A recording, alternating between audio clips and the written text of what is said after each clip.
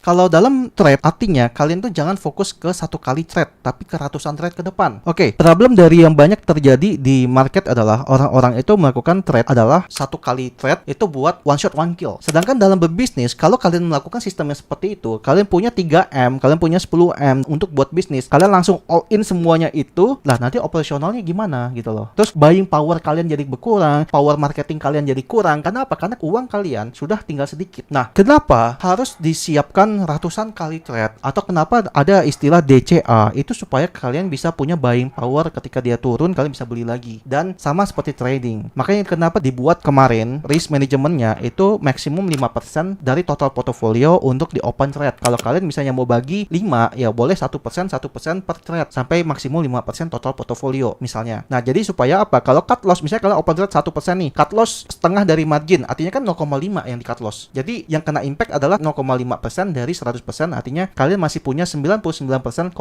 Jadi make sure perlakukan seperti layaknya berbisnis, yang dimana trade bisa ratusan ke depan. Kalau kalian trade-nya adalah oke, gue keluarin modalnya cuma kepakai dan habis langsung dalam satu hari atau seminggu atau sebulan, itu sama kayak kalian bikin bisnis udah rungkat dalam 1 bulan, langsung habis semuanya. Nah, jadi ya again and again, trade adalah berdagang. Nah, kalau kita ingat dulu ketika awal tahun Januari, ya pas di Januari kemarin, kan Trump kepilih tuh, semua orang euforia. Koinnya juga waktu itu orang bilang, wah Trump kalau kepilih Trump bakal naik tuh koinnya. Kalau kalian tahu dan kalian dulu main koin Trump atau melihat koin Trump, pas dia kepilih, market koin Trump itu langsung habis turun 30-50% penurunan. Tapi semua orang euforia, semua bilang karena si Trump ini adalah orang yang ngebikin pro sama kripto, marketnya bakal pump. Terus semua orang all in kripto kan, jual ini itu, jual rumah, jual mobil, yakin buruan bakal terjadi. Tiba-tiba malah sebaliknya, bukannya naik tapi malah drop. Kenapa? Tiba-tiba dia buat kebijakan yang namanya tarif. Dia serang semua negara, nggak cuman Bitcoin, nggak cuma aset, tapi hampir even saham-saham pun banyak banget yang jadinya takut, dan akhirnya portofolio mereka